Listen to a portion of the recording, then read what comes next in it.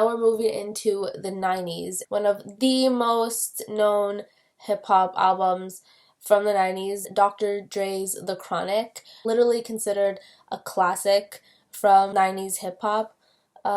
It came out in December of 92. It was released off Dre's own label from Death Row Records. So a lot of the themes in this album was actually revolved around the LA riots and the Rodney King situation, and there was again like that harsh reality theme that's going on in LA. So there was like really violent themes, there was themes of drugs, and there was themes of violence, and there was a lot of misogynistic and sexist themes, of course. You don't really see that much of a difference between the NWA style and Dr. Dre's style. The only difference was that it was only Dr. Dre and no one else from NWA, and the only difference was that he dissed a lot of the NWA members in this album. People actually called this album Dre's revenge against Eazy-E and Ice Cube and the rest of the members, because it was just him kind of like catapulting himself away from the rest of the members and towards his reign of success, because when this album came out, he was the literal most famous hip-hop star at the time. So another notable thing about this album is that although it did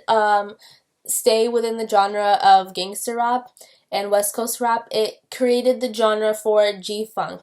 So this was basically like the debut for G-Funk. So we had NWA that created the subgenre for gangster rap, and then once Dr. Dre left NWA, he took gangster rap and then created another subgenre in hip-hop, which was, and also another reason why this album was so influential is that he made the genre for G-Funk. So we're talking about like really melodic and slower raps, less aggressive, less fast, so it pushes away from NWA's aggressive sound and actually just talks more slow, more lazy. And there was a lot of focus towards Snoop Dogg, because Snoop Dogg was kind of the epitome of what made the G-Funk sound, because as much as Jay still had like hardcore, aggressive, witty lyrics, but then Snoop Dogg was the one that delivered the stylistic characteristics of G-Funk, so like the laid-back delivery and the melodic delivery and the slow, kind of like lazy feel to the rap, you know, which really highly contrasted NWA's aggressive and fast rap style.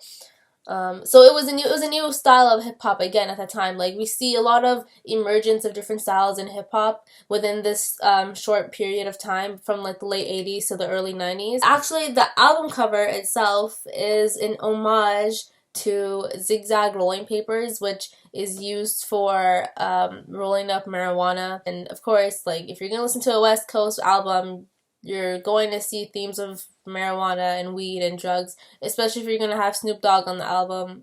It's included.